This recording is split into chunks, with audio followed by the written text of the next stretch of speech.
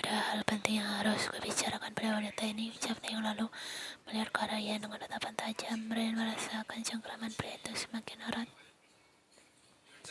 Jin pun langsung mencengkram gerak baju Taeyong, kemudian melepaskan pegangan pria itu pada tangan Yan. Peringatkan sekali lagi padamu, jangan muncul di hadapan Yan, desisnya. Taeyong menghela nafas lalu menepis tangan Jin dengan mudah dari lehernya. Jangan ikut campur masalahku, balasnya menatap Jin tajam.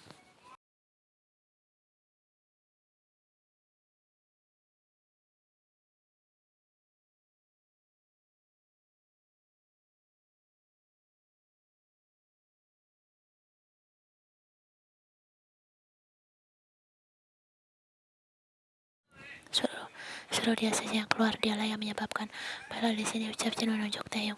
Taeyong langsung mendorong pria itu sering Jin mundur beberapa langkah lalu dengan cepat menarik tangan Yan dan membawa wanita itu keluar dari sana.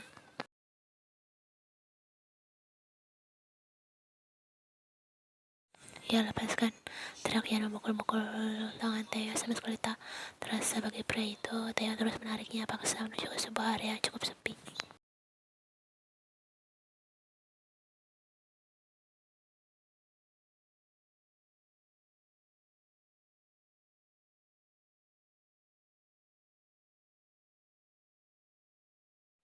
Mereka pun tiba di sebuah taman yang cukup sepi, mungkin karena sekarang masih hari kerja dan bukan hari weekend. Taeyong akhirnya mengepaskan tangan Yan kasar. Ya, untuk apa lagi kau datang mencariku, seru Yan dengan tubuh yang bergemetar namun dia sekuat tenaga agar tak terlihat lemah di depan pria ini. Taeyong berdiri di depan Yan menatap gadis itu lurus-lurus. Kenapa masih bertanya? Kau pasti tahu alasanku mencarimu.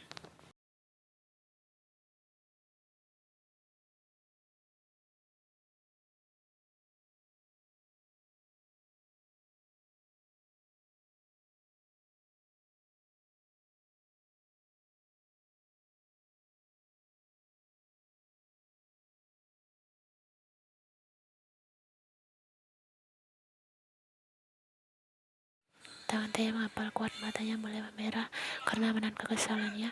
Orang jahat kau bilang, aku orang jahat. Tunjuk Taeyong pada dirinya sendiri.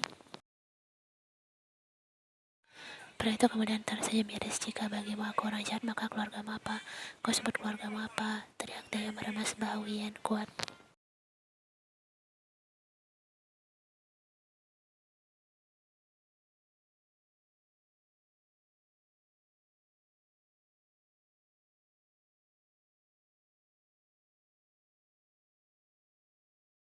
Lalu ke kamu, dia menjual barang-barang haram dalam jumlah banyak dan disebar ke seluruh dunia. Dia menipu para wanita untuk diperjualkan di luar negeri, padahal mereka akan dijual di sana.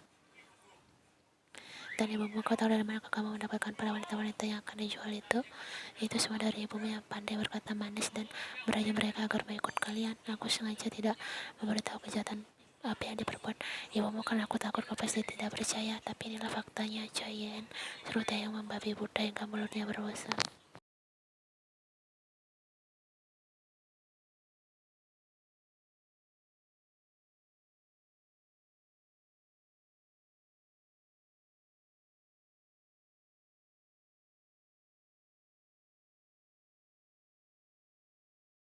Setiap hari akan ada orang tua yang berharap putrinya kembali dari bekerja di luar negeri, tapi mereka tak pernah kembali. Setiap hari akan ada orang tua yang kecewa karena anak mereka menjadi air mata. Taeyong akhirnya jatuh. Setiap jam aku tuntut untuk bisa menemukan markas keluargamu agar tidak ada lagi korban berjatuhan. Oleh karena itu aku memutuskan untuk mendekatimu agar lebih cepat menangkap keluargamu. Dari Taeyong mulai melepaskan remasannya pada bahu Yen.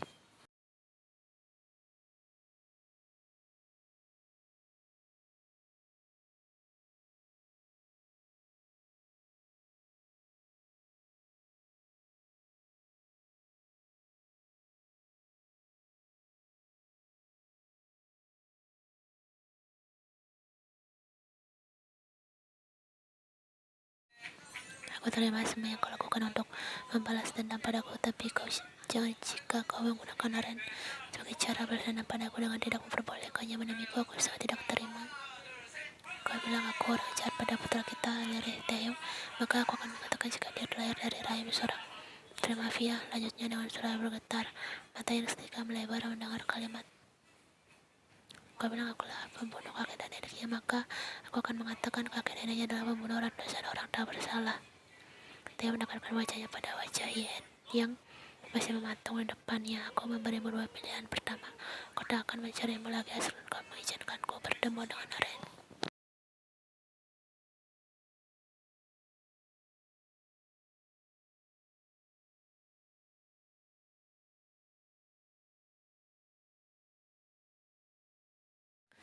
Ian benarkah salah sekarang kau malah mengancamku, ucapnya. Melihat ke arah lain, dia tak akan sanggup menatap mata pria itu. Dia menatapnya lekat. Sekali lagi aku minta maaf atas semua kesalahan kepadamu.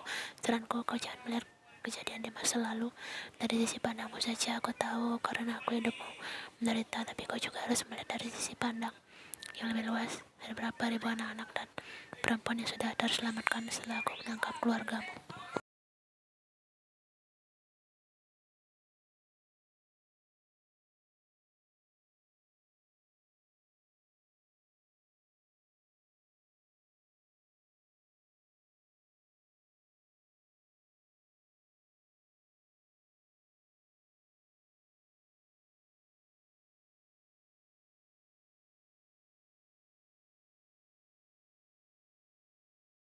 Setelah pria itu sudah pergi bertahan, Ian pun rontok. Air matanya seketika mengalir deras dan tubuhnya melulai ambruk ke tanah. Jenis sedang tadi memang ada di sana langsung menghampiri Ian dan memeluk wanita itu. Ian bisa merasakan badan Ian bergetar hebat. Gue sana keluarkan semuanya, Ian, jangan ditahan lagi, ucapnya lembut mengusap rambut wanita itu.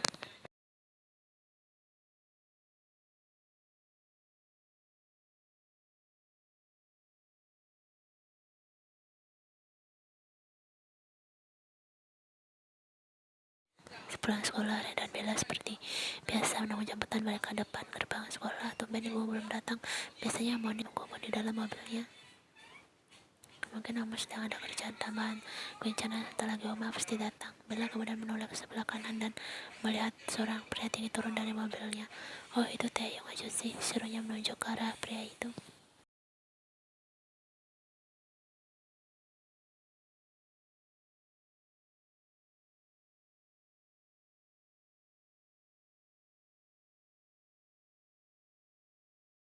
Sebentar lagi mereka pasti akan datang, Ajusi.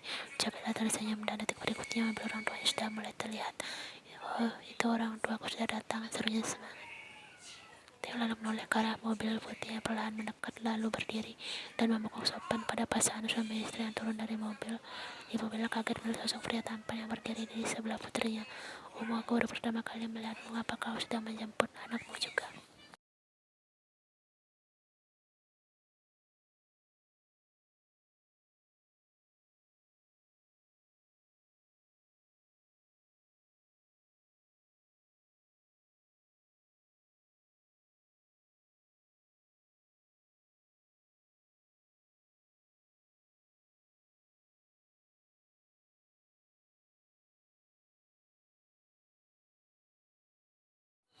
Bukan, potong Renjun saat baru saja Theo hendak menjawab.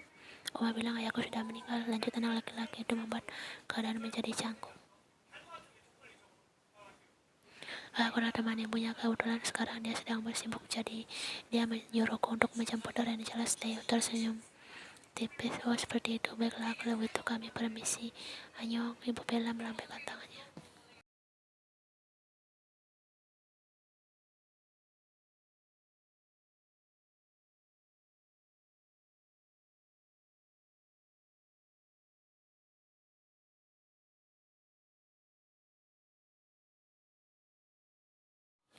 Aneh, sebaiknya Yosi cepat pergi, nanti Oma melihatku bersama Yosi dan menghukumku lagi, ucap anak laki-laki itu dingin.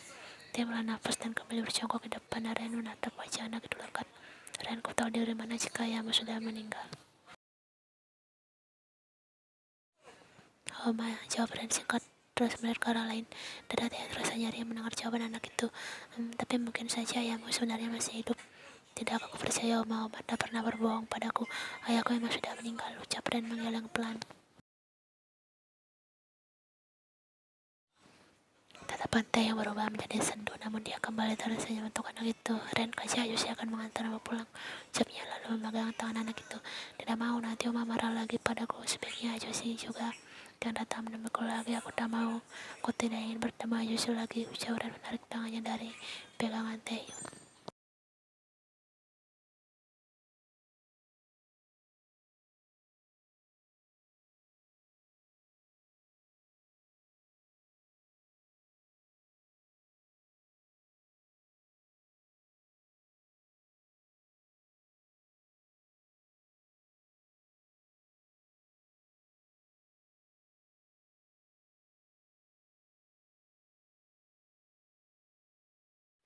Taeyong menatap anak kecil itu yang terus berusaha agar menjauh darinya seketika terasa remuk saat putranya sendiri tak ingin bertemu dengannya lagi.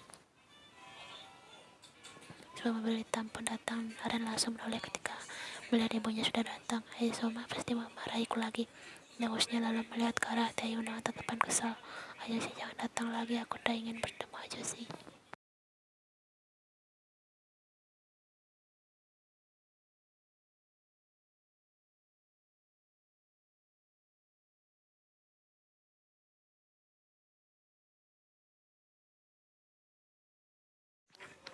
Bagus, guman Yan singkat lalu melajukan mobilnya melewati Theo yang masih berdiri di sana dan melihat Theo dari sisi spion. Entah kenapa dia merasa sangat bersalah setelah mengucapkan hal tadi pada pria itu.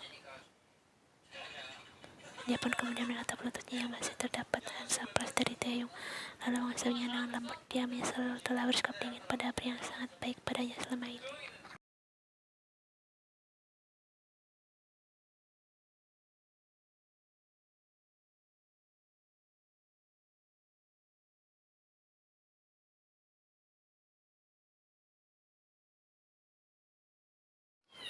Pria itu lalu mengambil ponselnya dan melihat sebuah foto di sana. Dia menatap senyuman lebar anak-anak itu. Dia terlihat begitu ceria, saat berbeda dengan raut wajahnya saat mereka ketemu tadi. Taeyong lalu menghela nafas dan bersandar di kursinya. Apa yang harus dia lakukan sekarang? Yan pasti masih tak mengizinkan Ren bertemu dengannya. Memang sangat sulit mama menghadapi wanita itu.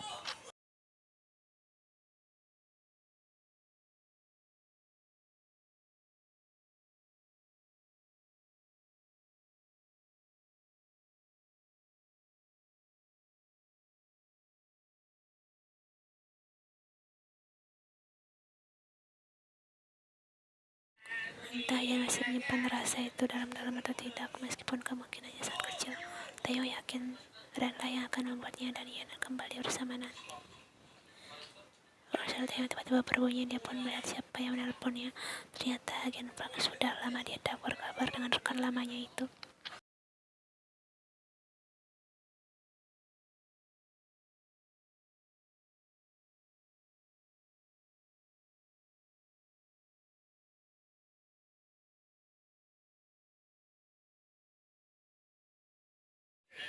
Aku sedang sibuk dengan urusan lain. Ada hal apa kau menelponku? Tak mungkin kau menelpon hanya bertanya kabar kan?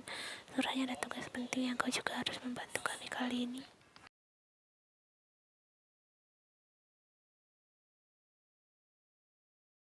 Tugas apa? Kau tahu adik pimpinan teroris yang kakaknya dulu pernah kau kena yang mengkerut? Yang mana? Banyak sudah aku habisi di sana. Paul, kakaknya adalah salah satu pimpinan teroris di US. Oh, Paul, dia masih buronan. Memangnya kenapa? Menurut informasi dari teman kita yang lain, dia sedang dalam perjalanan menuju Seoul.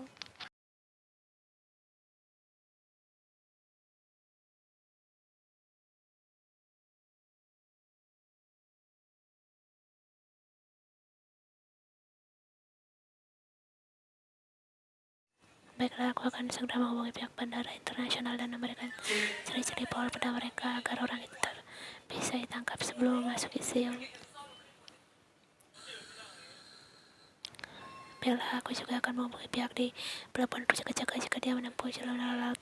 Taeyong menutup semua teleponnya lalu menghela nafas panjang. Belum selesai masalahnya dengan Yan. Sekarang dia harus menjalankan tugasnya dan itu membuatnya akan semakin jarang bertemu dengan Ren. Paul Shanlan menyusahkan saja.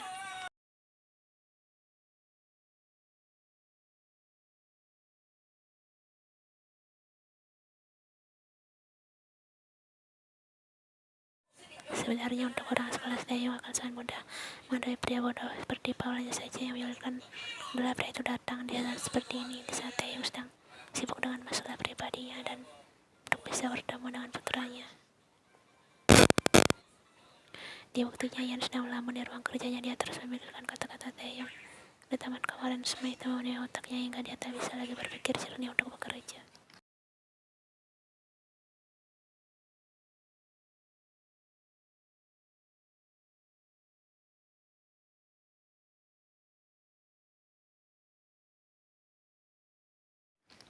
Pintu ruangnya terbuka, namun Yan gantung menolak. Dia terlalu malas untuk melakukan hal sekecil apapun sekarang.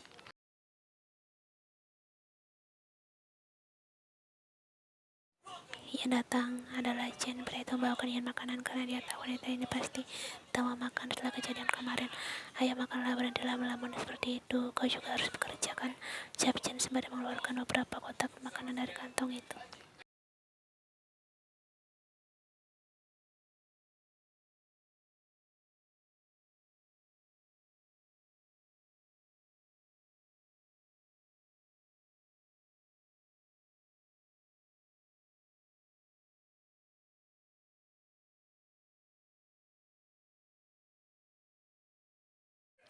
Jangan hiraukan kata-kata pria itu, lanjutkan saja kehidupanmu ya seperti biasanya. Jika dia sampai berani menyakitimu, aku ada untukmu. Aku akan melawannya, tak peduli dia seorang agen rahasia yang punya senjata atau tidak. Yan masih menutup mulutnya, tidak menghiraukan Chen yang terus mengoceh di depannya. Telepon yang berada di meja kerjanya tiba-tiba berbunyi, membuat Yan akhirnya bergerak pelan untuk mengangkatnya.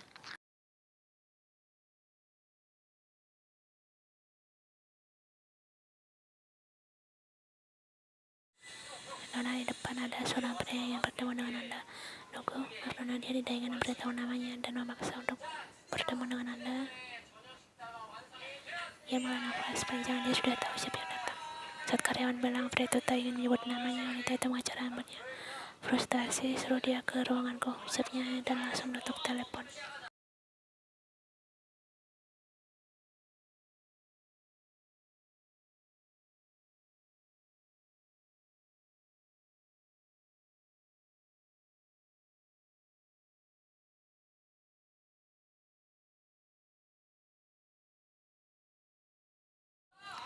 Ia langsung duduk di pangkuan jalan tanpa pikir panjang, langsung mata jalan lebar dengan yang dilakukan wanita itu di depannya. Yan, kau kenapa Yan? Ucapnya terbata-bata.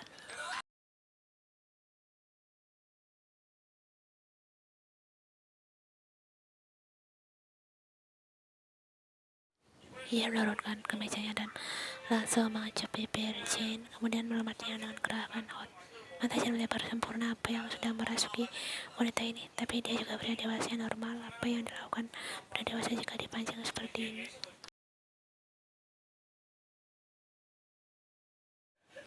Tanpa pikir panjang, tangannya langsung bergerak cepat dan melempar kemejanya, akhirnya begitu saja ke lantai.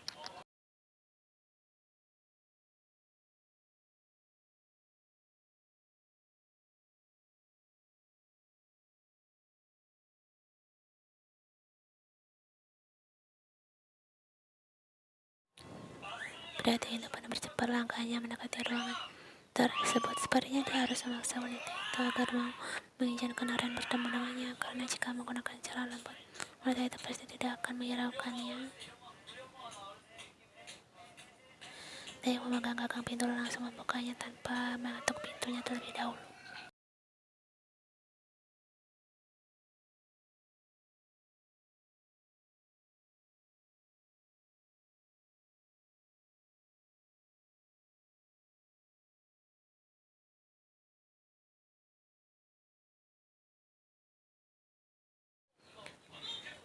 Wanita itu sudah tergeletak utuh saja di lantai ruangannya. Suara-suara siulan kedua orang yang berada di sofa itu memenuhi ruangan dan terdengar jelas di telinganya.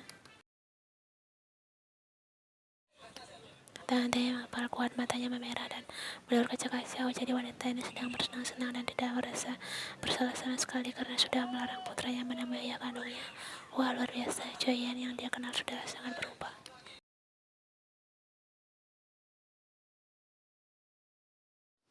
Pria lalu mengalihkan pandangannya, tak sanggup lagi melihat kegiatan Shalan itu dengan hati yang hancur sekaligus emosi. Dia pun berbalik pergi menjauh dari ruangan itu.